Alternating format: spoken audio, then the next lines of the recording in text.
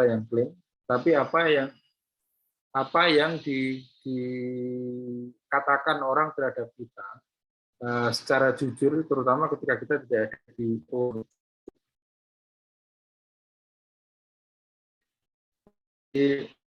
secara umum, maka banyak hal strategik masih kita lakukan untuk membangun brand itu.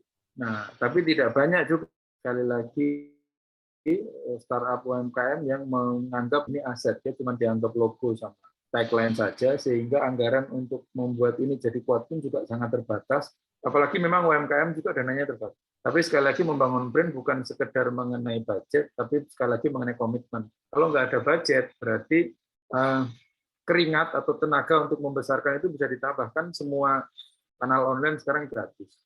Termasuk juga yang terpenting adalah kreativitas untuk membangkitkan brand itu tanpa harus menggunakan amunisi budget yang besar. Nah, ini salah satu brand lokal UMKM yang akhirnya jadi besar di Jogja. Ya, Kukus Jogja ini pernah jadi klien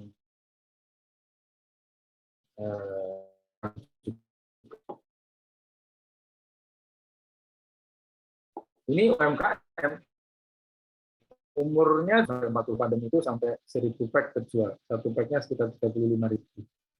Mungkin sekitar ya 35 juta sampai 40 juta per hari di weekday. Di weekend ini bisa sampai 1.500 sampai 2.000. Hitung aja setahun kira-kira omsetnya berapa. Dan itu semua start dari UMKM. Jadi brand ini merepresentasi seluruh aset kita. Sama seperti isi buku digital ini merepresentasi buku fisik yang tidak mungkin kita bawa-bawa. Kalau kita mau bawa-bawa mesti masukin ke flash disk atau ke handphone. Brand ini juga kita tidak mungkin bawa aset kita kemana-mana, tapi brand ini adalah perwakilan yang kita bisa bawa kemana-mana. Brand-brand besar itu juga mulai dari yang mungkin kita bilang nggak keren dulu di awal, tapi lama-lama akhirnya menjadi sesuatu yang sangat dikenali dan coolness factor-nya disukai oleh banyak orang. Nah, berapa harga sebuah logo? Saya kira bukan masalah bagaimana cara membuatnya, tapi berapa besar aset yang diwakili oleh brand itu atau logo. Makanya ada logo yang harganya 150.000, ada yang 175 juta, ada yang 3M. Ini perlu menjadi catatan kita semua. Tapi teman-teman yang sekarang belum punya logo bagus, sebenarnya tinggal nyari kawan-kawan yang bisa bikin logo. Kalau belum bisa bayar, dibarter aja dengan produk, atau nanti perjanjiannya dibuat seperti apa. Tapi menurut saya memulai dari awal dengan sesuatu identitas yang bagus itu adalah keseriusan dalam komitmen kita berbisnis. Ini kurang lebih harganya. Nah, karena nanti kita akan berkompetisi dengan sekian banyak brand yang mayoritas diantaranya akan dilupakan. Nah, berdasarkan riset, orang akan menyukai produk atau brand kita itu 80% karena kualitas. Ini tidak bisa ditawar bahkan di zaman pandemi dan digital sekarang. Urutan kedua yang perlu dipertimbangkan adalah layanan kepada konsumen. Sampai 72% orang memilih satu produk karena layanannya bagus. Baru harga itu nomor 3, bukan nomor 1. Artinya tidak semua konsumen itu suka membeli harga yang paling murah. Dia lebih senang membeli harga yang mungkin wajar, tapi dengan kualitas dan layanan yang lebih bagus. Kalau bisa harganya lebih murah, ya lebih bagus. Tapi pengalaman saya untuk beli GoFood, di GrabFood, di GoFood, dan sebagainya, itu biasanya memang tidak yang paling murah. Yang paling murah adalah kalau kita datang sendiri ke warungnya, itu pasti dapat harga paling murah. Tapi kan ada biaya transportasi, ada biaya parkir, macam-macam, sehingga akhirnya pengantaran delivery food itu bukan yang paling murah, tapi yang paling mudah buat konsumen, dan kalau produknya kualitasnya bagus, maka akan terjadi repeat order. Ini yang perlu jadi perhatian. Secara umum, brand itu adalah tingkat kepercayaan masyarakat terhadap produk kita atau brand kita. Yang ini saya sebut sebagai kalau kita memiliki produk yang bagus, yang mana antara promise dan delivery-nya ketemu, maka produk kita jadi magnet. Makanya teman-teman suka melihat ada produk yang sebenarnya mungkin kayak bakso atau mungkin nasi goreng atau mie Aceh gitu ya. Tapi kita tahu tidak semua mie Aceh itu rame yang beli. Ada yang rame, ada yang biasa, ada yang mungkin sepi. Kan sama-sama mie Aceh. Nah, tapi apakah promise produknya itu bisa terdeliver dengan baik, semakin baik ya. Ketika perencanaan janji dan pemenuhannya itu ketemu, maka produk itu akan jadi magnet, yang beli akan semakin. Jadi brand naik kelas dari sekedar produk yang tidak dikenal menjadi brand yang dikenal orang sampai terjadi loyalty. Loyalty itu apapun kondisinya kita pasti akan membeli produk itu. Misalnya air putih dia walaupun memang banyak mereknya, kalau kita mau ganti misalnya air galon ya, kalau biasa kita beli Aqua ya kita tidak perlu beli, tidak perlu menyampaikan mereknya, pasti akan kita akan membeli tanpa berpikir. Misalnya pasta gigi, kita kan kalau di supermarket pasta gigi juga jenisnya macam-macam, tapi kalau biasa pakai Pepsodent ya otomatis kita nggak sempat mikir, itu secara refleks akan memilih produk itu. Nah, ini sebetulnya tantangan ke depan, tapi per hari ini challenge-nya adalah bagaimana meningkatkan level produk menjadi brand yang dikenal dulu. Itu sebenarnya sudah cukup lumayan untuk startup maupun UMKM. Nah, PR diantaranya selain membangun merek adalah membereskan urusan manajemen, ya manajemen produk, manajemen perusahaan, manajemen karyawan dan sebagainya. Yang mana kadang-kadang dalam konteks branding ini tidak dibahas. Jadi branding itu bukan sekedar urusan logo, tagline, promosi, tapi juga bagaimana kita bisa memberikan satu layanan berbasis manajemen yang bagus untuk perusahaan kita. Walaupun mungkin modalnya nggak gede, tapi kalau manajemennya bagus, atau walaupun tidak punya modal, atau bahkan punya utang, kalau manajemennya bagus, maka itu akan mensupport bagaimana membangun brand kita menjadi lebih cepat. Karena setiap zaman punya tantangan. Seperti kita sekarang di era COVID ini kan mungkin kita ada di posisi yang mungkin paling bawah. Tapi saya teman-teman selalu percaya bahwa roda kehidupan itu berputar, roda bisnis juga berputar. Mereka yang ada di bawah akan bisa naik. Karena di era COVID ini, coba lihat ya, setiap orang punya berapa masker. Masker paling tinggi penjualan omset seluruh dunia itu ya di era pandemi ini, yang belum pernah ada di era bumi manapun. Orang membeli masker segitu banyaknya, satu orang mungkin bisa punya 3, bahkan 5, bahkan mungkin banyak. Saya aja mungkin ada mungkin 10 atau 15 gitu buat berganti-ganti. Coba kalikan penduduk Indonesia itu 260 juta. Kali 10 masker, dan 10 masker itu akan berganti setiap 10 hari, anggap begitu. Itu nilainya pasti sudah sangat tinggi sekali gitu, ratusan triliun. Jadi proses membangun bisnis selain branding, sekali lagi tadi saya mengingatkan, ada pekerjaan-pekerjaan yang tidak seksi tapi harus dilakukan. Misalnya mendisplay produk kita dengan bagus di store atau di toko. Membersihkan atau mengelap supaya tidak kena debu. Memberikan senyum yang paling indah kepada konsumen, walaupun konsumen itu tidak jadi membeli. Nggak boleh marah. Kita udah senyum sama konsumen nggak beli, terus dimarahin, jangan. Jadi mungkin kita senyum ke 10 orang yang beli cuma 1. Itu pun orang tua sendiri. Nggak apa-apa. Tapi ini adalah ikhtiar-ikhtiar yang di luar branding yang akan sangat berpengaruh terhadap keputusan orang untuk mengkonsumsi produk kita. Jadi nomor 1 dan nomor 2, walaupun tidak saya bahas di sini, ini jadi PR buat teman-teman sekalian. Tanpa strategi bisnis dan strategi pemasaran yang bagus, yang sesuai dengan situasi di market dan bagaimana solusi untuk menjadi leader di market itu, maka strategi periklanan sebenarnya tidak bisa dikerjakan. Kalau nggak punya strategi bisnis, nggak punya strategi pemasaran, strategi periklanan itu berbasis pada 2 data yang awal. Nah, ini PR ya, nanti kapan-kapan kalau ada kesempatan kita bisa bahas. Nah, membangun brand sekali lagi ya, kunci suksesnya adalah komitmen pemilik brand. Ini yang kadang-kadang sulit. Karena ketika pemilik brand tidak menganggap membangun brandnya penting, ya maka strategi bisnisnya tidak akan berputar seputar itu. Dia hanya akan mencoba untuk menjual dengan harga yang murah, kualitasnya juga mungkin tidak dimaksimalkan, packagingnya juga seadanya, servisnya juga mungkin tidak akan membuat orang menjadi tertarik untuk melakukan pembelian ulang, gitu ya. Apalagi yang punya kafe, punya resto dan sebagainya, itu servis itu sangat penting. Nah, di era COVID-19, saya kira kita perlu melihat bahwa COVID ini adalah opportunity. Sekali lagi banyak bisnis yang berkembang di era COVID, tidak semuanya bangkrut atau tutup, gitu ya. karena ini periode riset. Setelah riset ini selesai, maka akan banyak muncul tumbuh, kalau bukan brand kita, pasti akan ada orang lain di sebelah dunia sebelah mana, gitu ya, atau mungkin tetangga kita atau kawan kita atau mungkin sejawat kita di pulau yang lain yang bikin bisnis itu.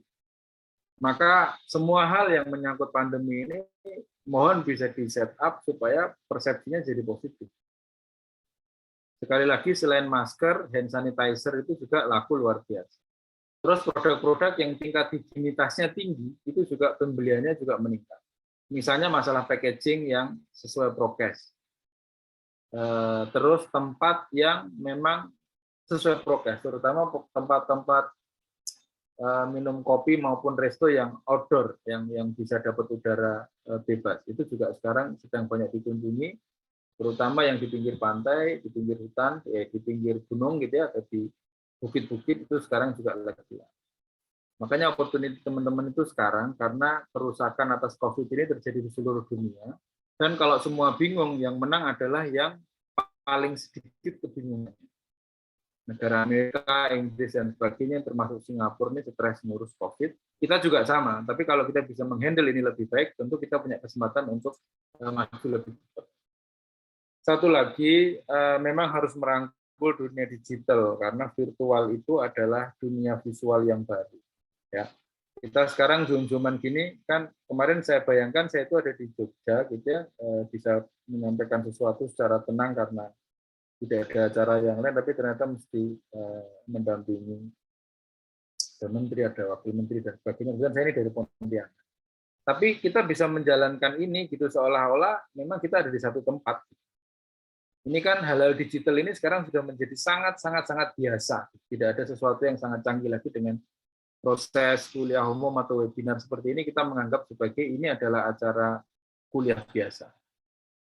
Maka selain kemampuan visualisasi dari brand, kita juga mungkin nanti perlu cari ahli untuk bisa membuat produk kita menjadi produk virtual. Nah, termasuk virtual merchandising, karena mall sekarang mungkin sewanya mahal dan sebagainya, teman-teman perlu bisa prepare ini, sehingga kemampuan-kemampuan baru ini diperlukan untuk mengupgrade brand kita. Buat teman-teman wanita atau perempuan, mungkin perlu dipertimbangkan juga untuk tidak menghabiskan banyak biaya untuk membeli kosmetik. Kalau memang keperluannya untuk promosi di Instagram, sebenarnya aplikasi itu lebih simpel untuk bisa membuat kita menjadi lebih menarik di dunia online. Nah, saya kira kita perlu belajar juga bagaimana produk-produk yang dianggap minor, dianggap lemah, itu bisa menang melawan produk raksasa. Itu dari satu buku namanya Malcolm Gladwell, bukunya judulnya David and Goliath. Yang secara umum kita melihat sebenarnya David ini akan sangat sulit mengalahkan Goliath kalau kita lihat ukurannya. Sama seperti pesimisme bahwa brand lokal ini bisa menang lawan brand global. Tapi kenyataannya kita kalah karena mengikuti aturan main brand global, yang mana itu sangat berbasis modal, sangat berbasis pengaruh, yang mana kita di dua hal itu sangat lemah. Makanya brand lokal itu di mall kan naruhnya di tempat yang pojok, yang tidak strategis, lampunya redup gitu, orang nggak gitu. Tapi David atau Daud ini punya kecerdasan untuk tidak mengikuti aturan main itu, yaitu dengan cara apa? Dengan cara menjauh dari Goliath. Sehingga dia tidak bisa menombak, dia tidak bisa memukul dengan perisai, tapi David ini bisa mengirim ketapel ke Goliath, mengirim batu-batu, yang akhirnya itu yang membuat dia menang. Nah, brand global itu Goliath, punya overhead yang tinggi, punya aturan yang macam-macam, pajaknya juga tinggi, sewanya tinggi.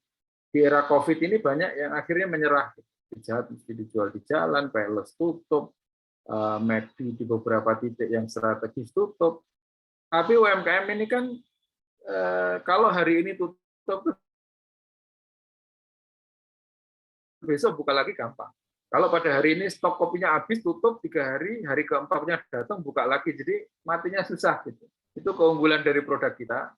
Tapi kalau kita tidak perbaiki, nanti juga matinya susah, tapi berkembangnya juga susah. Jadi hidup tapi biasa-biasa aja, kan kita nggak pengen.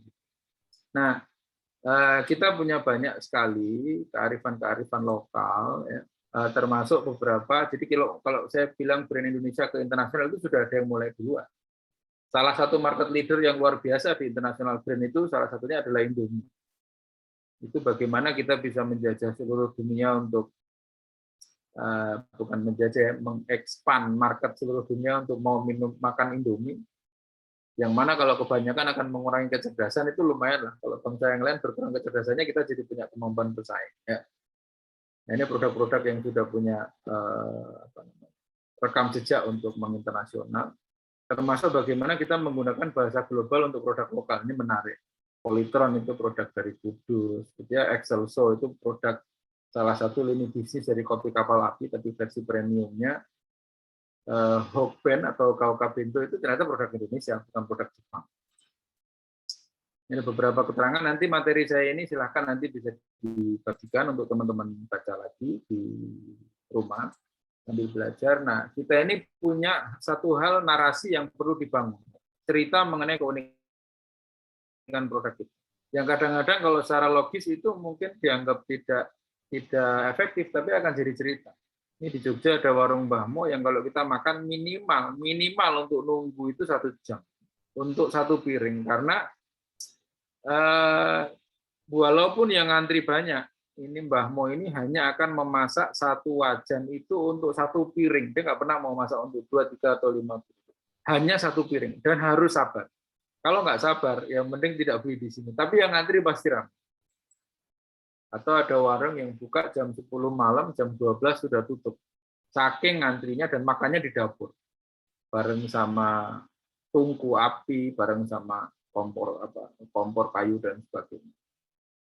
Ini selalu ramai juga setiap malam. Dan saya juga mengingatkan bahwa Indomie itu juga pernah jadi UMKM pada saat itu, ya. Tapi dia juga mereka tumbuh dan akhirnya menjadi international brand.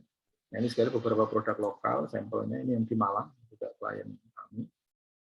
Kesatuan untuk mempresentasikan brand dengan store yang terkonsep, itu juga saya kira penting. Ini produk yang di Surabaya, konsepnya tentang perjuangan, tapi perjuangan yang untuk milenial gitu, bukan perjuangan yang jadul, tapi perjuangan yang orang-orang anak-anak muda itu merasa nyaman. Nah, satu hal yang paling penting lagi dalam konteks mungkin kawan-kawan yang punya brand lokal atau startup di Aceh, pentingnya untuk membangun ekosistem. Ini salah satu contoh ekosistem yang lumayan kuat dalam menghadapi pandemi itu filosofi kopi. Dia tidak hanya punya, awalnya kan itu buku dibikin film dibikin kafe akhirnya berkembang ke beberapa cabang dan akhirnya mengeluarkan produk, ada coffee drip, ada coffee tubruk dan macam-macam. Ini menjadi sebuah ekosistem yang berbasis pada satu brand. Nah, ada lagi adalah ekosistem yang berbasis pada kekuatan kolaborasi brand lokal. Ini salah satunya di Jakarta namanya M Block Market. Di Jogja kebetulan juga ada kerjasama, nanti akan ada launching JNM Block Market. Kalau nggak kemarin, hari ini launching. Artinya ini khusus untuk memuliakan brand lokal. Jadi di Aceh saya kira perlu juga diinisiasi nanti Unsia, Pak Iskandar Majid dan kawan-kawan untuk membuat sebuah market untuk lokal brand Aceh yang memang ditreatment seperti supermarket yang punya manajemen yang bagus. Kalau kita punya kekuatan untuk melakukan kemandirian dalam menjual brand lokal, ini harapan akan jadi lebih bagus ke depan. Upaya membangun brand ini tidak bisa dikerjakan hanya oleh pemilik brand, hanya oleh komunitas startup maupun UMKM, tapi pemerintah, akademisi, kampus nih, UNSIA, termasuk institusi finansial, ya mungkin ada Bank Aceh, mungkin ada institusi finansial online yang syariah, itu yang bagus, yang bukan abal-abal, gitu ya. Itu bisa digunakan untuk men-scale up produk-produk yang sudah diseleksi dan dikurasi dengan baik. Tidak ada solusi di masa krisis yang terjadi karena kita kerja sendiri. Ini semua harus dibereskan secara berjamaah. Dengan infrastruktur teknologi, pengembangan setelah ini ada 5G dan sebagainya, saya percaya masa depan itu akan ada di desa, akan tidak terpusat di Jakarta, apalagi Jakarta mau pindah ke Kalimantan sebagai ibu kota, jadi Aceh ini punya sesuatu potensi yang luar biasa. Tanpa teman-teman harus ke kota, tetap punya rumah di di atas bukit, di pinggir pantai, tapi bisa masuk ke pasar internasional. Ini contoh kawan saya Mas Singgi Sulokartono ini, pemilik merek Magno dan Sepedagi. Ini radio kayu maupun sepedanya ini sudah dijual sampai ke Hong Kong, Tokyo, sampai ke New York, sampai ke London. Tapi markasnya beliau ini ada di satu desa kecil, desa Kandangan di Temanggung. Oke, saya kira itu mungkin pemantik wawasan sedikit ke teman-teman sekalian.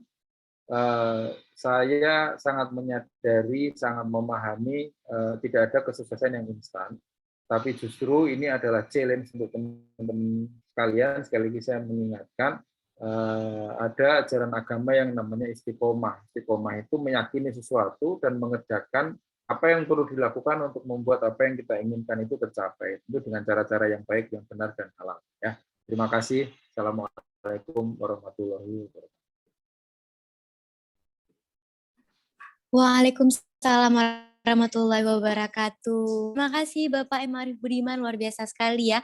Ilmu yang diberikan oleh Bapak ini luar biasa karena sangat mahal ya, tapi hari ini kita mendapatkannya secara cuma-cuma. Terima kasih Bapak.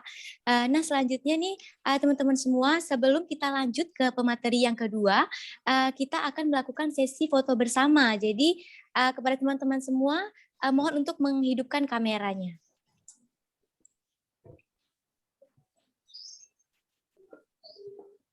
Oke, kita tunggu ya teman-teman kita semua untuk menghidupkan kamera agar kita bisa berfoto bersama pada hari ini. Gimana?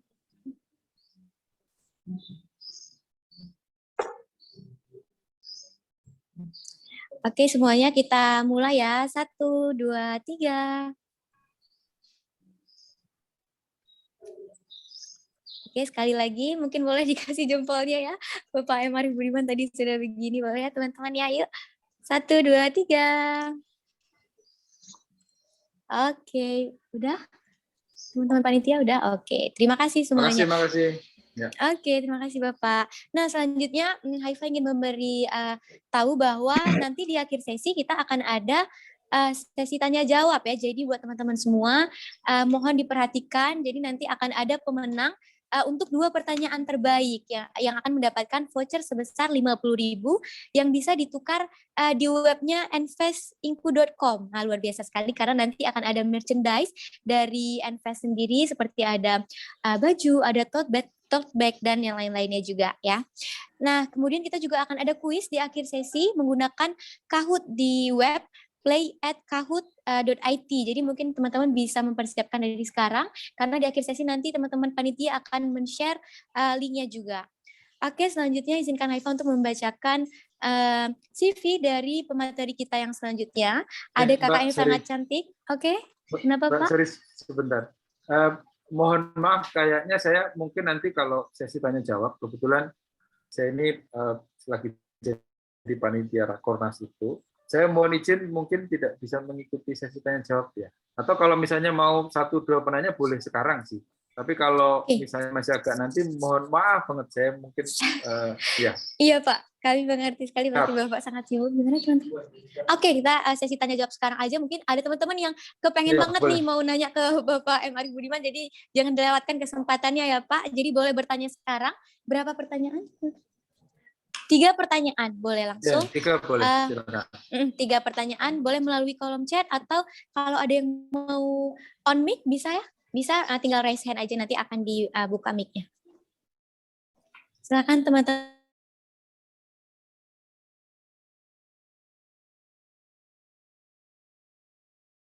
Oke, ini udah ada yang raise hand. Ya. Assalamualaikum warahmatullahi wabarakatuh. Ingin bertanya Pak Arif Budiman. Siap. Bagaimana produk lokal yang baru awal merintis bisa bersaing dengan brand luar yang sudah mendapatkan animo tersendiri di mata konsumen? Sekian pertanyaan dari Produknya apa ya Pak? Mohon izin. Produk misalnya. lokal. Produk lokal yang baru, Pak Arif. Oh, apa kopi, apa oleh-oleh atau apa? Untuk semua produk lokal Oke, yang siap. baru.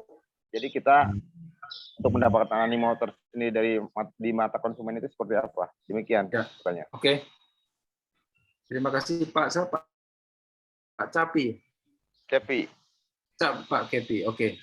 Silakan pertanyaan kedua. Saya jawab nanti Oke, sekaligus boleh ya. Pak. Pertanyaan selanjutnya, Ya. boleh raise hand. Atau teman-teman panitia boleh dicek juga ya di chat. Itu ada Mbak Rahmawati kayaknya. Ada pertanyaan. Iya, ada Mbak Rahmawati. Boleh kita tampung aja dari Mbak Rahmawati. Gimana? Teman-teman ya? Mungkin dari kolom chat. Masih di mute, dibuka sih. Oke, di kolom chat ada dari Rahmawati ya. Assalamualaikum, saya ingin bertanya apakah nama usaha kita harus kita daftarkan secara legal dulu atau kita besarkan namanya dulu. Oke, kita tampung aja dulu ya Pak. Oke, pertanyaan kedua saya sudah baca. Ada yang ketiga? Oh, ini ada pertanyaan ketiga. Ada calon dokter. Bang Indra, silakan. Assalamualaikum Mas Arif, apa kabar? Waalaikumsalam. Baik. Satu pertanyaan aja nih Mas Arif. Kapan lagi ke Banda Aceh, Mas Arif? Oh, doanya nanti segera meluncur. Siap Mas. Itu aja Mas. Terima kasih.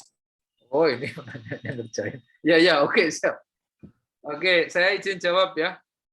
Iya, silakan Bapak. Jadi yang pertama ke Bang Kepi tadi, kalau kita punya produk yang baru, itu satu hal yang tidak bisa ditawar adalah kualitas produknya mesti bagus. Kualitas produknya bukan yang paling bagus, tapi yang sebagus yang kita miliki, karena level produk kan beda-beda ya. Ada yang untuk kelompok menengah ke atas, ada yang untuk kelompok menengah, ada yang untuk kelompok menengah ke bawah gitu. Tapi di kategori itu harus merupakan yang terbaik yang kita bisa lakukan. Terus yang kedua, servis tadi saya bilang layanan. Ini belum ngomong brand ya. Layanan itu juga mesti bagus. Karena tadi saya cerita mengenai Gudeg Pawon maupun Bahmo itu logonya juga nggak ada malah. Nggak ada logo, nggak ada informasi. Orang cuma tahu sebutan aja. Ini bakmi Bahmo, ini Gudeg Pawon. Tapi produknya bagus, layanannya bagus. Dan yang ketiga, yang terpenting adalah coba dibangun keunikan. Keunikan itu bisa dari produk, keunikan itu bisa jadi cerita. Karena bakmi Bahmo itu ya hanya bakmi aja, bakmi rebus, bakmi goreng gitu. Yang kalau kita merem, terus di merem tuh terpejam mata gitu ya. Makan gitu ya mungkin tidak sangat berbeda dengan produk yang lain. Tapi dia punya keunikan di storytelling, yaitu masaknya satu wajan, satu piring. Nah ini coba dicari keunikan itu. Nah terus terus berapa lama membangun ini? Ya semakin cepat kita bisa membuat orang percaya, semakin cepat kita bisa membuat orang senang, membuat orang ingin mengulang pembelian, ya akan semakin cepat. Tapi pengalaman saya, ya 26 tahun membangun brand, memang pertumbuhan awal itu rasa-rasanya tidak bisa cepat. Kita ada namanya Indonesian Idol macam-macam. Itu kan memang kalau buah namanya dikarbit ya. Semakin dia cepat populer, itu kadang-kadang juga nanti merosotnya juga artinya dari sekian banyak juara Indonesian Idol kan yang terkenal jadi penyanyi yang akhirnya laris kan juga nggak banyak gitu. Nah ini juga bisa perlu menjadi perhatian ke teman-teman sekalian. Saya percaya menjalani proses secara alami itu akan jauh lebih baik ketimbang melakukan sesuatu dengan tergesa-gesa dan terburu-buru. Karena populer secara cepat, tapi kita tidak punya infrastruktur internal yang akhirnya membuat kita over promise under deliver, kebanyakan janji tapi nggak bisa mendeliver, itu akan membuat keruntuhan yang lebih cepat. Nah, yang pertama tadi sekali lagi saya ingatkan adalah produknya bagus, yang kedua layanannya juga mesti ditingkatkan, yang ketiga keunikan. Nah, yang keempat itu adalah mengenai masalah komunikasi. Komunikasi ini suka, jadi gini, kita ini punya produk bagus, tapi nggak pernah diceritakan ke orang. Merasa bahwa produk kita ini paling bagus, tapi tidak pernah, misalnya nih nyebarin tester, minta testimoni, terus mensosialisasikan produk kita ke sosial media. Tapi kalau kita belum punya brand, punya ini nggak apa-apa, itu bisa dimulai dulu sekali lagi ya. Karena kan peribahasanya tak kenal maka tak sayang gitu. Kalau kita nggak dikenal aja belum, apalagi sayang itu kan artinya repeat order, pengen ketemu lagi, pengen makan di situ lagi gitu ya. Sampai akhirnya nanti kalau itu berlanjut akan membangun loyalty yang mana orang bisa membeli produk kita lagi tanpa harus mikir. Nah, 4 hal itu aja. Masih ada yang lain nggak? Masih ada banyak. Tapi 4 hal itu beres, setidaknya hitung-hitungan bisnisnya sudah ketemu, matematikanya kita punya keuntungan, kita bisa ngobrol untuk perjalanan berikutnya. Tapi kalau 4 hal itu nggak beres, perjalanan berikutnya ya pasti repot, bensinnya kurang, siapa yang bayar token listrik, siapa yang bayar internet kalau 4 hal itu tidak bisa kita penuhi. Nah, yang kedua, apakah nama usaha kita ini kepada Mbak Rahmawati ya, harus kita daftarkan secara legal dulu atau kita besarkan namanya dulu? Mendaftarkan secara legal sebenarnya tidak mahal karena banyak fasilitasi dari misalnya dinas-dinas, yang penting kita mulai buka informasi, nyari ya. Atau kita besarkan namanya dulu. Setidaknya sekarang ada hukum positif di Indonesia bahwa kalau kita mempromosikan itu sebagai yang pertama di dunia sosmed, di dunia online, kan itu ada tanggal data upload dan sebagainya, itu secara pengadilan bisa jadi kalau memang itu produk murni punya kita akan menang. Cuman repotnya, sidangnya juga pasti lama dan membutuhkan biaya kalau nanti butuh pengacara dan sebagainya. Jadi kalau hanya mendaftarkan, setahu saya tidak mahal, mungkin sekitar 300 sampai 500 ribu lah mungkin ada jasa ya.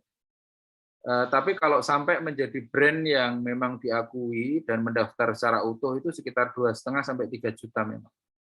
Tapi kalau size bisnis yang kita mau bangun itu memang agak besar, ya misalnya membutuhkan modal yang di atas 50 juta, gitu ya, misalnya kita mau buka kafe dan sebagainya, maka saran saya legalnya didaftarin dulu. Tapi kalau kita hanya mau coba-coba bikin kopi, delivery lewat GoFood dan sebagainya, ya mending jualan dulu kalau saya. Jadi ini pilihannya bukan benar salah, tapi sesuai atau tidak dengan kemampuan modal termasuk ukuran dari bisnis kita. Itu hal yang perlu kita pertimbangkan. Nah, untuk pertanyaan ketiga, ini Bang Hendra, saya kira akan penting gitu ya kalau nanti one day saya ke Banda Aceh lagi, mungkin kita bisa inisiasi satu pendampingan bisnis teman-teman startup dan UMKM ini yang tidak hanya 1-2 seminar. Tapi kita melakukan pendampingan misalnya sebulan, 2 bulan, atau 3 bulan dengan misalnya dengan WhatsApp group, Telegram atau apa, yang mana memang diwajibkan dari semua peserta yang ikut itu punya komitmen jadi diseleksi. Terus nanti kita menyusun tim kurator, yang mana nanti misalnya nih dari 50 peserta, maka 10 peserta akan bisa di scale up ke size bisnis yang lebih gede. Itu menarik tuh. Jadi seminar-seminar gini ini pemanasan aja, tapi yang paling penting adalah memang komitmen dari teman-teman di startup untuk menjalankan program yang seringkali memang butuh kesabaran, kadang-kadang bosen, kadang-kadang mungkin ya saya ngapain ikut pendampingan orang bisnis aja lagi susah, lagi nyari solusinya. Dan solusi bisnis itu kan tidak sekali pukul, kadang-kadang untuk ngajarin senyum aja mungkin 3 hari seminggu nggak cukup gitu ya. Mungkin perlu kebiasaan, termasuk dalam mendisplay produk. Itu ada yang namanya lagi kalau kita punya store tuh tata lampu, itu juga penting. Bagaimana orang merasa nyaman tanpa harus berdesak-desakan dan segala macam. Karena ini logikanya bertabrakan dengan bisnis. Contoh ya, makin ramai warung kopi ya otomatis pendapatan makin tinggi. Tapi kan orang tidak nyaman.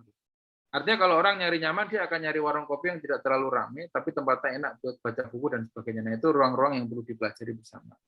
Moga-moga nanti Unsia, inkubator bisnis, Pak Iskandar Majid, sama Bang Hendra ini bisa membuat satu permodelan untuk membangun sebuah ekosistem untuk produk UMKM dan startup yang sustainable atau berkelanjutan. Ini challenge, tapi challenge itu bahasa Acehnya itu ladang amal. Jadi berhasil tidak berhasil itu akan menjadi kebaikan untuk semua yang mengikhtiarkan. Saya kira itu, teman-teman ya, mohon maaf kalau mungkin ada banyak kekurangan dan juga memang keterbatasan karena kita semua manusia yang tidak sempurna, tapi saya sangat-sangat bersemangat kalau nanti kita bisa mengerjakan beberapa proyek bersama untuk kebaikan dan kemajuan Aceh dan kawan-kawan sekalian. Ya, terima kasih.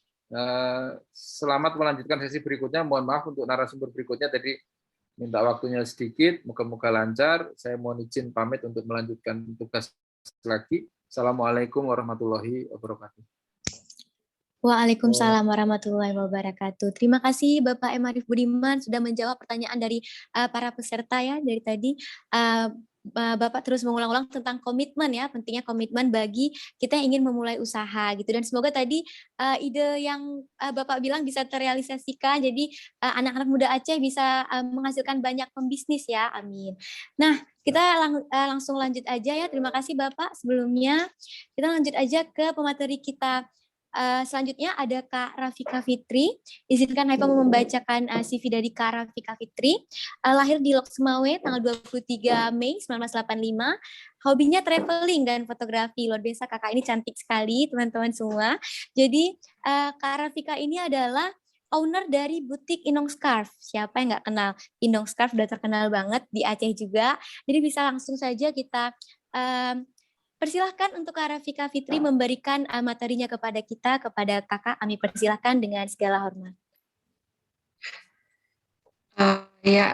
Assalamualaikum semuanya. Tadi udah sedikit profil saya ya udah dibacakan, tapi mungkin ini suatu pengalaman baru ya buat saya sendiri gitu, bisa jadi pemateri di dalam hal yang begini. Karena jujur ini juga baru pertama kali bagi saya. Jadi mungkin nggak banyak hal yang bisa saya sampaikan atau bisa saya sharing ke kalian semua. Karena background saya atau basic saya itu memang nggak ada di bidang kayak gini ya. Jadi ini lebih kepada pengalaman saya sebagai pelaku usaha gitu. Jadi awal mulanya itu saya juga seorang ibu rumah tangga gitu, seorang ibu rumah tangga yang mencoba untuk bikin sesuatu ide yang beda gitu dari teman-teman saya gitu. Karena kebanyakan kan teman saya itu mempunyai suatu usaha, mereka itu lebih ke ya kalau perempuan kebanyakan jual butik, pakaian dan lain-lain gitu ya.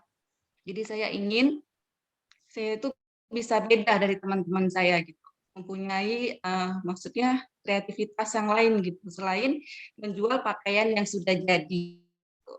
Jadi muncullah ide bahwasannya itu sekitar tahun 2017 gitu, kira-kira begitu.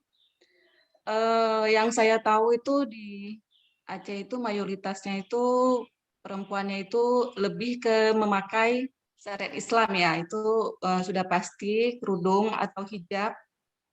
Jadi hampir semua mayoritasnya perempuan di Aceh itu seperti itu. Jadi saya muncul ide bagaimana kalau misalnya ini jadi suatu suatu ide untuk menciptakan usaha yang bisa muncul itu brand gitu. Jadi nggak banyak sih yang bisa saya sampaikan karena ini lebih ke pengalaman pribadi ya, selama beberapa tahun ini saya pelaku usaha sendiri. Jadi mungkin bagi kalian semua gitu yang mungkin selama ini punya ide tapi belum tahu bagaimana untuk bisa menciptakan suatu brand itu sebenarnya hal yang nggak mudah gitu. Karena banyak proses atau pengalaman yang bikin kita itu semakin mengerti atau semakin kemana ya konsep untuk brand kita ini mau kita pakai gitu. Nah, jadi pengalaman saya sendiri itu lebih menunjukkan misalnya saya di bidang fashion lebih ke konsepnya itu kerudung atau hijab gitu ya. Dan banyak sih yang lain, nggak mesti fashion yang seperti itu. Mungkin bagi kalian ada yang lebih ke fashionnya itu pakaian, atau mungkin ada yang ke industri kuliner, atau makanan gitu.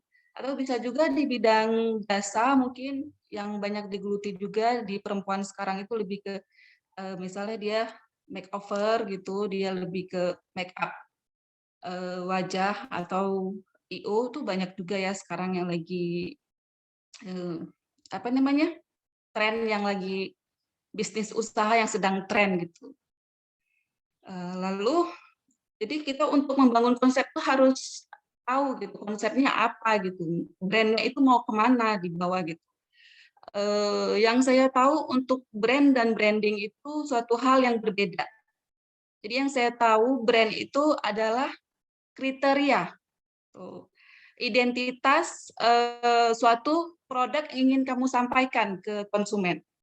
Jadi kalau branding itu lebih ke aktivitas dalam brandnya tersebut. Jadi brand sama branding itu yang dua hal yang berbeda yang saya tahu selama ini. Gitu. Kalau brand itu lebih kalian harus menemukan konsepnya itu seperti apa yang mau kalian lakukan itu konsepnya. Fashion kah, kuliner atau jasa atau yang lain-lain itu harus memang identitasnya itu harus lengkap gitu, harus klop kalau saya bilang ya gitu. Jadi untuk branding itu adalah suatu pengerjaan kita untuk bagaimana brand ini bisa berkembang gitu. Bagaimana kita menciptakan suatu brand tapi loyalitas ke publiknya itu, ke customer-nya itu sampai. Oke gitu. Jadi lebih harus menemukan konsep, terus juga identitas untuk brand tersebut harus dimengerti gitu. Apa yang mau disampaikan. Jadi juga untuk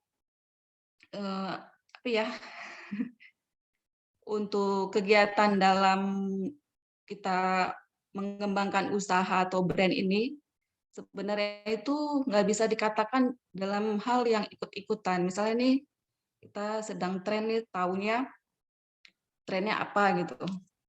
Itu untuk kita yang pemakai brand itu nggak bisa sih untuk jadi suatu patokan bahwa yang sedang tren itu yang harus kita buat lakukan gitu. Nah, jadi setelah saya pelaku usaha sendiri, pengalaman pribadi lebih ke kriteria dalam suatu brand itu harus dikuatkan dulu gitu. Misalnya seperti yang sudah disampaikan Pak Budiman tadi, sepertinya udah sangat lengkap ya, selengkap-lengkapnya. Jadi nggak banyak hal yang bisa saya sharing lagi. Seperti misalnya legalitas sebuah brand itu, sebuah merek itu juga harus ada. Terus juga konsep untuk logo ataupun brand tersebut juga harus unik, harus yang mengandung bisa orang itu mudah mengingatnya gitu. Harus punya ciri khas juga gitu. Nah, untuk logo ya, logo atau brand. Harus punya ciri khas, unik, dan juga konsepnya itu harus pas. Nggak mungkin dong, misalnya nih kayak kita tuh, pribadi saya gitu ya, mungkin banyak yang tahu logo kita tuh memakai, saya mikir gini, saya menciptakan suatu brand lokal, dan saya ingin punya ciri khas agar brand lokal ini berkembang dan diingat. Nah, jadi saya mengambil logo itu logo mungkin yang memang khas banget Acehnya ya, kayak pintu Aceh gitu. Terus juga untuk kata logonya juga saya memakai Inong gitu. Yang memang juga ciri khas dari Aceh juga. Mungkin itu jadi suatu hal yang membuat usaha saya atau bisnis saya itu bisa cepat berkembang karena itu. Mudah diingat dan punya ciri khas dalam suatu logo brandnya itu. Begitu.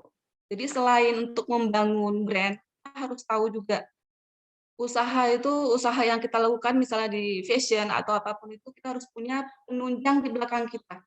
Penunjang untuk brand itu berkembang. Nah, bagaimana caranya? Itu mungkin bisa kreativitas itu sangat diperlukan. Kita jangan mau produk kita itu hampir sama rata-rata dengan pasaran yang udah ada. Jadi munculkanlah suatu ide yang bisa membuat misalnya lain daripada yang lain. Orang tuh bisa ngelihat dari jauh, oh itu produk kita gitu. Oh itu produknya dari ini nih, atau itu ininya dari sini nih. Nah, gitu. Jadi penunjangnya itu sih sangat perlu itu. Misalnya kita harus kreativitas, kita harus juga punya background tuh dari belakang untuk menunjang produk kita tuh kualitasnya itu bagaimana hasilnya bagus.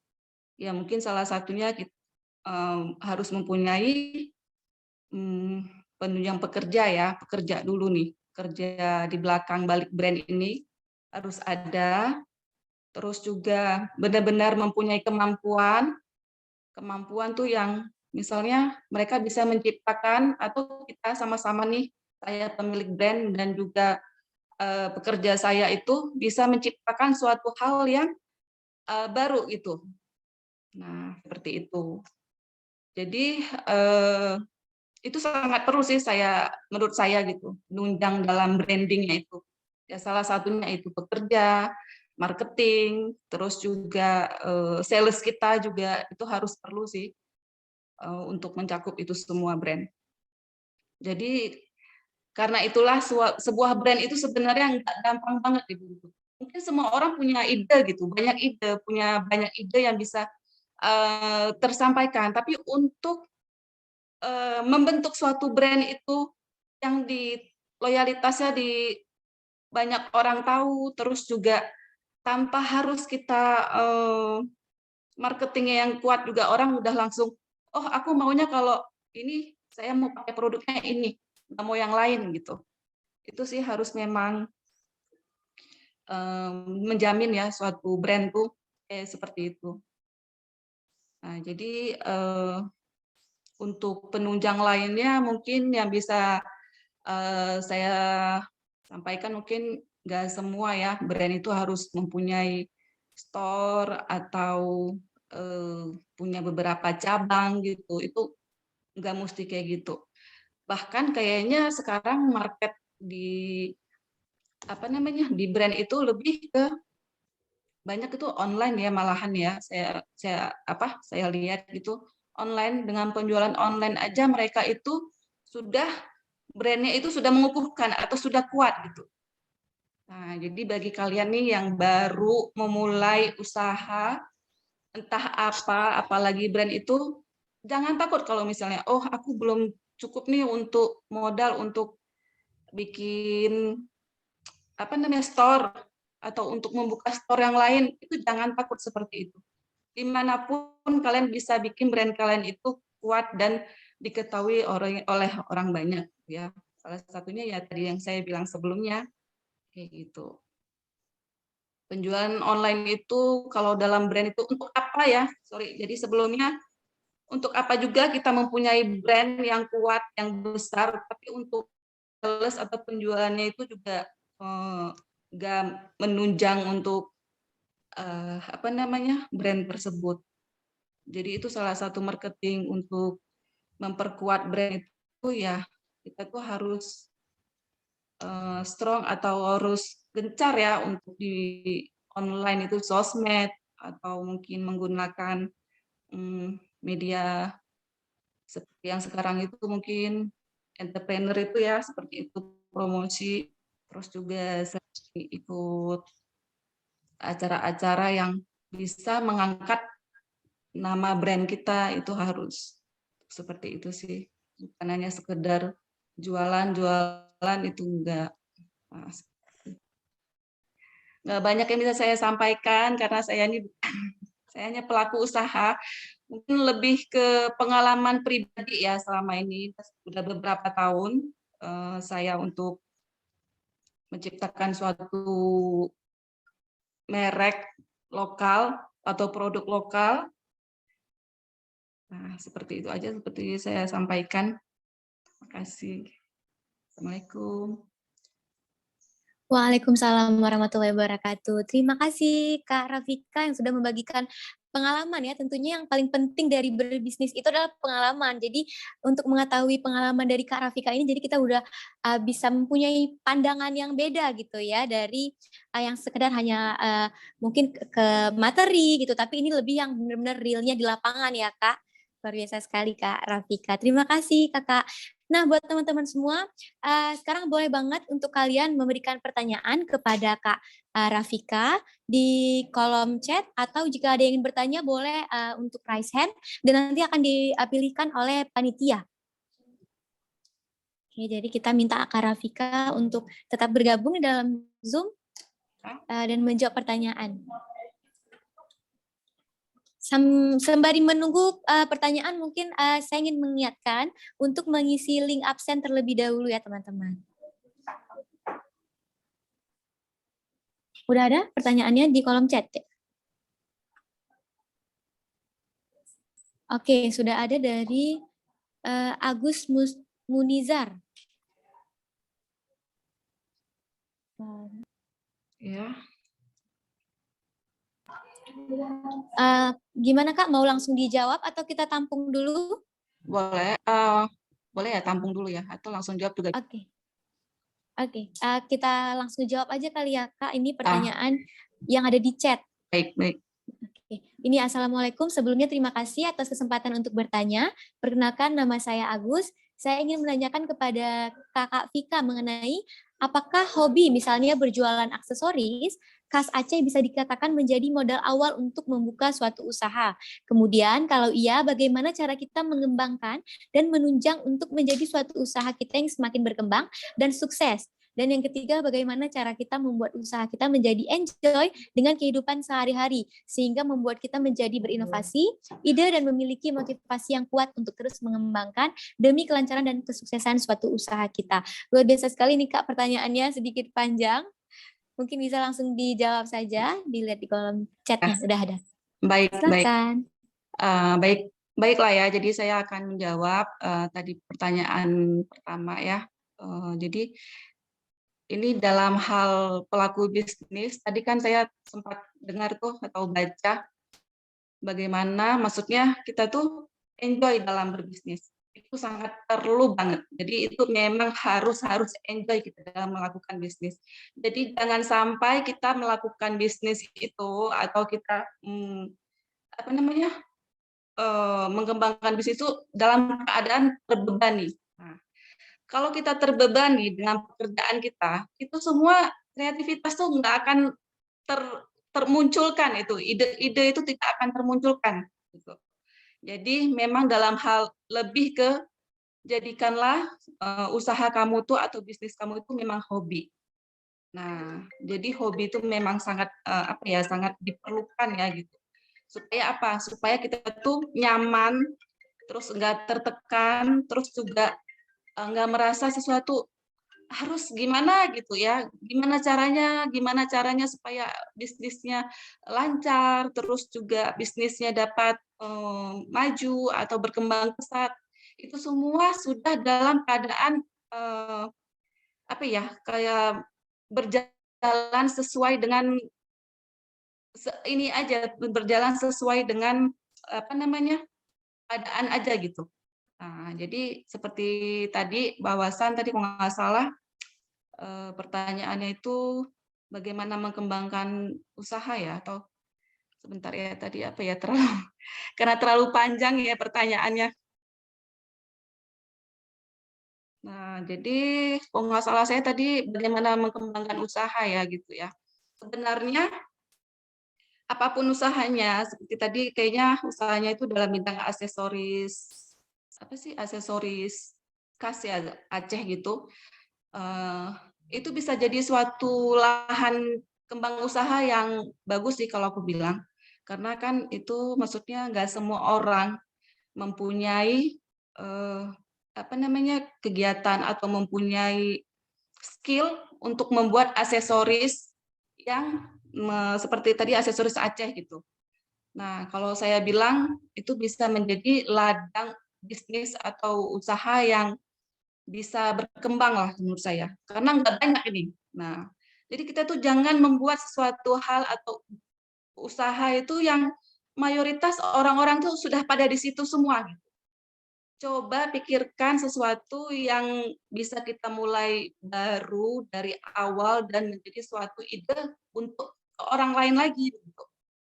Nah, jadi seperti yang saya bilang, mungkin kalau lebih ke aksesoris yang berupa seperti ciri khas Aceh, mungkin kamu bisa mengembangkan usahanya itu dengan mengikuti apa namanya, seperti pameran ataupun ada apa namanya, mengembangkan usahanya itu memakaikan ke produk kita itu ke orang lain gitu. Jadi bisa memunculkan, wah ini ternyata aksesorisnya itu aksesoris ciri khas Aceh gitu. Lebih ke gitu sih saya bilang. Pokoknya hal yang terpenting tuh usaha apapun kita harus enjoy menghadapinya.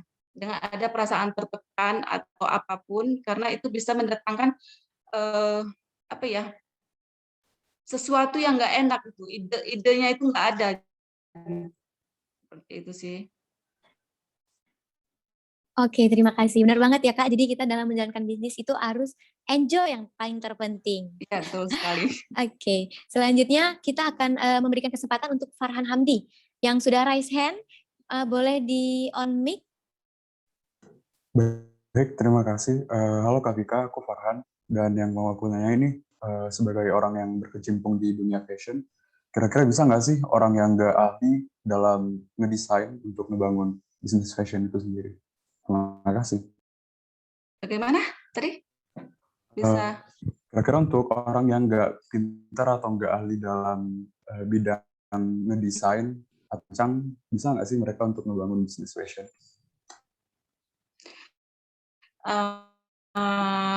Baik ya, langsung menjawab, boleh ya. Nah, jadi, itu seperti yang saya rasakan sekarang ya, jujur gitu. Saya itu bukan di bidang orang yang bisa mendesain sesuatu ataupun basicnya itu mungkin apa ya, desain lah gitu, mau fashion atau segala macam. Tapi saya hanya punya ide. Saya hanya punya ide yang pengen saya ciptakan di dunia fashion. Jadi saya itu jangan sampai saya ini nggak bisa atau nggak mampu melakukannya, terus saya hanya diam, gitu. Jangan sampai seperti itu. Tapi bagaimana caranya kita punya ide, kita itu pingin tuh, ide kita itu bisa ada menciptakan suatu produk. Jadikanlah misalnya apa ya, lebih ke mungkin kita bisa menginikan seseorang gitu, bisa memperkerjakan seseorang yang pintar yang bisa memunculkan ide kita gitu. Jadi yang paling penting itu sih kalau saya bilang, harus ide tuh yang harus termunculkan dari awal gitu di dunia fashion ya. Jadi misalnya nih saya nggak bisa fashion pakaian nih, saya tuh cuma punya ide seperti ini, saya tapi tidak menjahit atau saya tidak bisa mendesain atau segala macam, itu bukan suatu hal yang harus kita pikirkan dari awal gitu. Ada yang sesuatu yang kita nggak bisa, tapi kita itu bisa mempekerjakan orang atau membuka lahan pekerjaan untuk orang yang bisa memunculkan ide kita.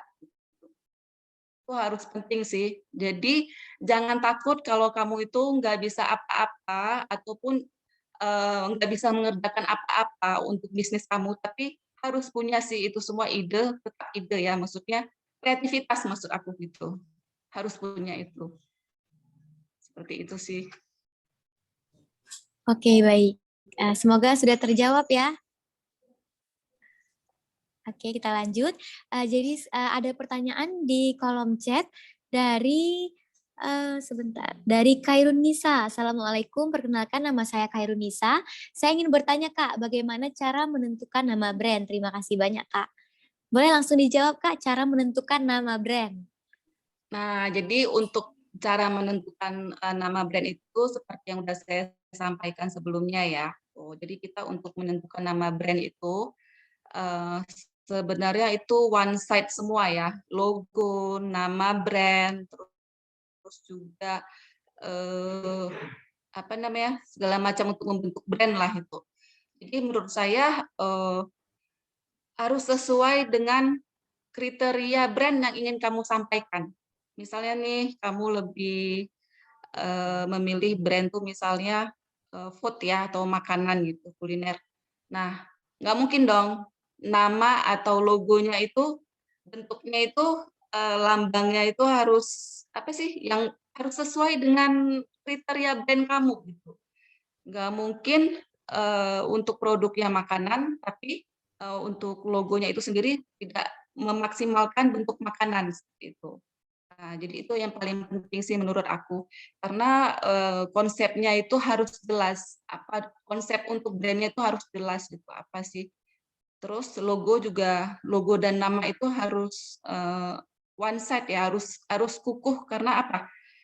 Nama harus mudah diingat orang, tidak berbelit atau tidak yang terlalu gimana, harus sesuai dengan konsep. Terus juga logo itu harus yang menarik, yang unik, harus punya yang unik gitu. Nah, kayak seperti itu sih. Oke, baik. Terima kasih, Kak. Semoga juga terjawab pertanyaannya.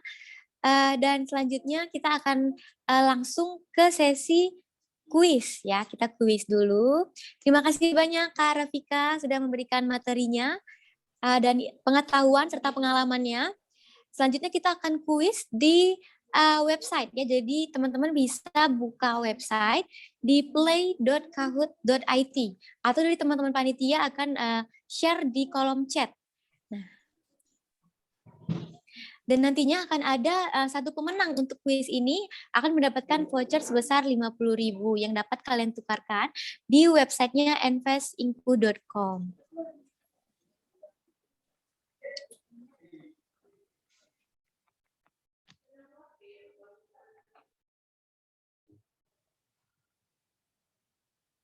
Oke, sambil menunggu panitianya mempersiapkan, teman-teman bisa langsung masuk ke websitenya di play.kahoot.it. Jadi bisa langsung dibuka di website.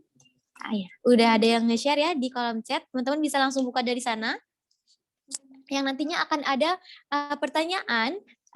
beberapa pertanyaan mengenai materi kita hari ini. Jadi teman-teman yang udah memperhatikan dari awal pastinya bisa menjawab dan nanti di akhir akan mendapatkan voucher sebesar 50.000.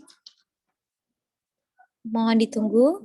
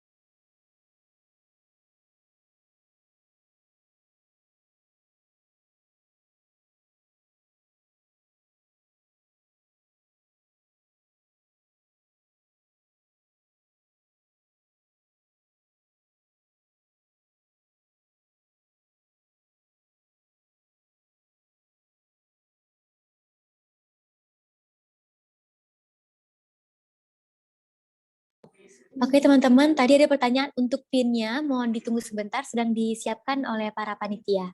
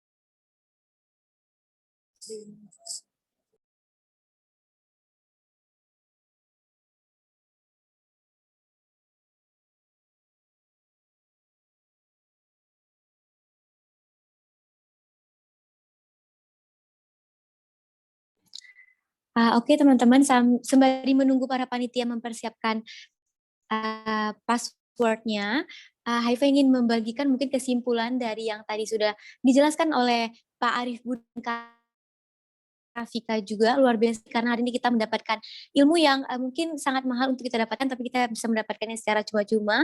Dari tadi Pak Arif Budiman mengatakan bahwa yang terpenting itu adalah komitmen dari seorang kunci sukses dari seorang pembisnis itu adalah komitmen. Jadi penting sekali sebagai pemilik brand, kita itu harus memiliki komitmen di mana brand itu bukan cuma sekedar budget, tapi juga komitmen. Itu yang terus diulang-ulang oleh Pak Arif Budiman. Jadi menurut Haifa itu adalah sesuatu yang sangat penting. Nah, jadi branding itu adalah persepsi orang terhadap produk kita. Dan juga penting sekali untuk apa yang tadi juga dijelaskan oleh Pak Arif Budiman mengenai yang terpenting itu ada 4, kualitas produk, kemudian ada service atau layanan, kemudian juga ada proses komunikasi, karena di sini untuk dapat dikenal oleh masyarakat luas dan pelanggan, sebuah brand itu harus bisa mengkomunikasikan pesannya dengan baik agar pesan itu dapat tersampaikan dengan baik juga kepada para pelanggannya. Kemudian tadi juga kita telah mendengarkan pengalaman dari Kak Rafika yang sudah menjadi sekarang founder dan owner dari Inoscarf, yang mana kata Kak Rafika yang terpenting itu adalah tampil beda, karena waktu menciptakan Inoscarf juga Kak Rafika berusaha untuk terlihat beda dari teman-temannya yang lain. Gitu. Jika kita mempunyai ide bisnis, itu tuh harus dikembangkan. Dan kemudian kita harus pintar-pintar juga nih melihat peluang dan kebutuhan di sekitar. Jadi kita harus tahu mengeliminasi gitu di sekitar kita tuh apa sih yang lagi dibutuhkan oleh orang-orang. Jadi itu sangat penting untuk menjadi peluang bisnis kita ke depannya. Kemudian konsep mengenai brand itu kita harus tahu brand ini nantinya akan dibawa kemana, seperti apa brand ini ingin dikenal, dan brand dan branding itu adalah suatu hal yang berbeda tadi kata Kak Rafika. Kalau brand itu adalah identitas, seperti brandnya apa, mereknya apa, sedangkan branding itu adalah aktivitas kita sebagai pemilik bisnis untuk memperkenalkan identitas tadi. Luar biasa sekali ya, makanya Inoscarf sekarang sudah dikenal oleh banyak orang karena memiliki identitas dan keunikan tersendiri ya Kak. Sudah memiliki keunikan dan dikenal gitu dengan motif-motifnya yang luar biasa sekali. Gimana sih Kak awalnya bisa terpikir gitu namanya Inoscarf gitu? Luar biasa sekali Kak ini. Iya, jadi itu semua seperti tadi ya, saya ingin tampil, terus juga saya menyadari bahwasan untuk memulai ini saya pasti jadi produk lokal dulu tuh sebelum menjadi atau terkenal yang gimana gitu, pasti produk lokal. Nah, lokal kita itu inspirasinya apa sih, ciri khasnya gitu. Udah pasti kita mempunyai logo yang ciri khas gitu, dan juga bahasa yang ciri khas gitu. Ciri khas. Tentunya juga membawa nama Aceh ya Kak, karena Ya, berbahasa betul Aceh, sekali. Inong Iya. luar biasa sekali. Jadi kalau nanti suatu hari bisa go internasional juga, bahkan nama Aceh ikut terangkat nih. Luar Iya. biasa. Terima kasih Kak. Oke. Udah ada untuk passwordnya? Oke, bisa dicek di kolom chat teman-teman semua. Linknya udah ada. Oke, udah ada share screen-nya juga. Ini udah ada teman-teman yang bergabung sebanyak 30 orang ya. Sambil kita menunggu. Oke. Oke, udah ada yang nambah lagi nih, udah rame.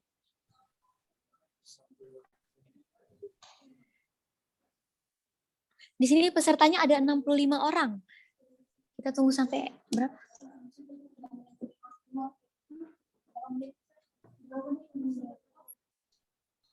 Karena di sini ada 65 orang, jadi kita masih menunggu dulu. Barangkali ada teman-teman kita yang masih berusaha untuk masuk.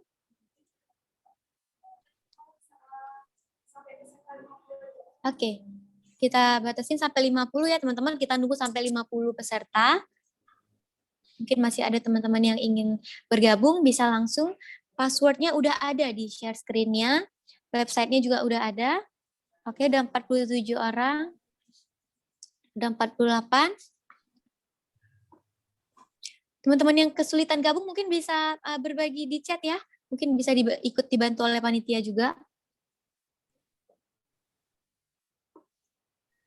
Sudah 48 orang.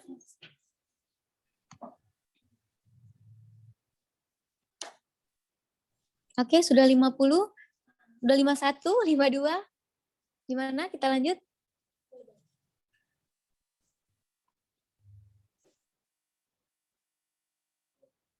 Oke, kita langsung start.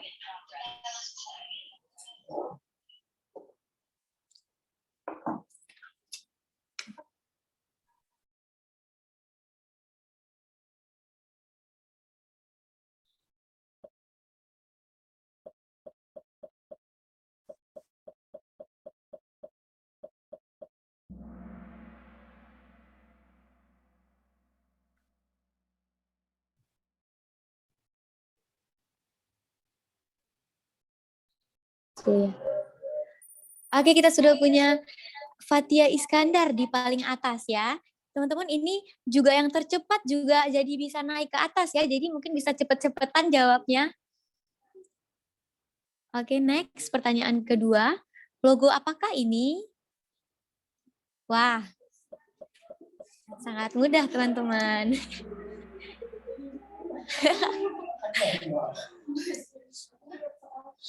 Kita lihat siapa yang tercepat kali ini. Oke, masih Fatia Iskandar di atas ya. Dan ada Hamdi. Oke, lanjut. Apa yang membantu membentuk sebuah brand?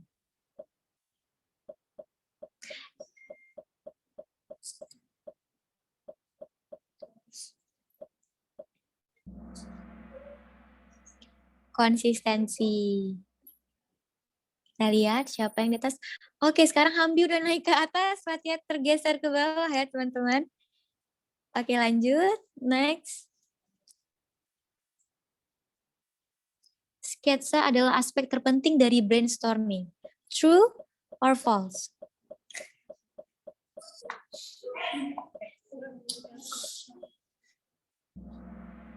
True. Oke, ada Mansi Hamdi di atas, total poinnya 3.298, luar biasa. Kita lanjut lagi ya teman-teman. Pertanyaan kelima, logo apakah ini? Aduh. Apa tuh? Logo apa ya itu? Swallow jawabannya.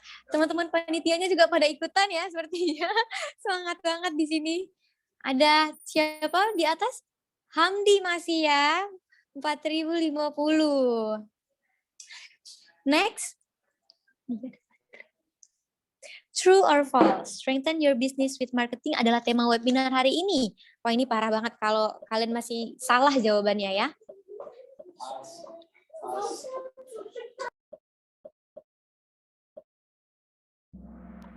Oke, jawabannya false. Karena hari ini temanya strengthen your business with branding, teman-teman. Ya, ada Hamdi masih di atas, di bawahnya ada Gazi. Fatia udah ke bawah, ayo semangat Fatia. Ngejar lagi. Kita next. Ini pertanyaan ke terakhir. Ayo. Manakah di bawah ini yang bukan brand lokal? Pada bingung. Jawabannya Dove ternyata. Iya, hore. Ayo kita lihat siapa yang paling atas. Fatia Iskandar ketiga. Oke, yang kedua ada Gazi Maulana. Dan yang pertama ada Hamdi. Jadi Hamdi mendapatkan voucher sebesar 50.000 ya, teman-teman semua, yang bisa nanti ditukarkan di websitenya investinku.com. Oke. Baterainya mau habis.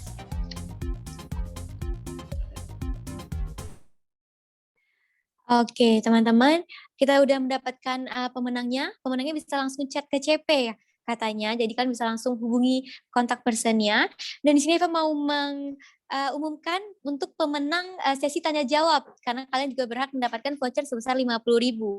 Yang pertama dimenangkan oleh Rachmawati. Selamat Rachmawati. Dan yang kedua ada Agus Munizar. Selamat. Nah, kepada para pemenang kalian bisa langsung untuk ngechat CP-nya. Untuk pemenangnya di kuis Kahoot tadi hanya pemenang juara satunya aja ya teman-teman.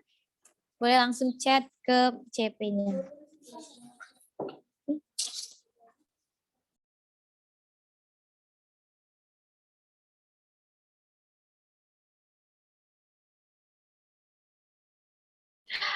Oke, kita sudah ada di penghujung acara pada hari ini. Luar biasa sekali, kita bisa mendapatkan materi yang luar biasa. Dengan semangat yang luar biasa juga, kalian sudah satu langkah di depan daripada orang-orang yang mungkin hari ini masih tidur-tiduran ya. Luar biasa sekali teman-teman, terima kasih banyak. Dan semoga webinar hari ini bisa memberikan manfaat yang banyak untuk teman-teman semua, untuk terus belajar lagi, terutama untuk kalian yang ingin mengenal bisnis dan branding, karena branding adalah suatu hal yang sangat penting untuk kalian yang ingin mempunyai bisnis. Tentunya di sini ada Haifa Azura sebagai moderator mengundurkan diri. Mohon maaf bila ada kekurangan, dan terima kasih semuanya. Wabillahi taufiq wa hidayah. Wassalamualaikum warahmatullahi wabarakatuh. Waalaikumsalam warahmatullahi wabarakatuh. Waalaikumsalam.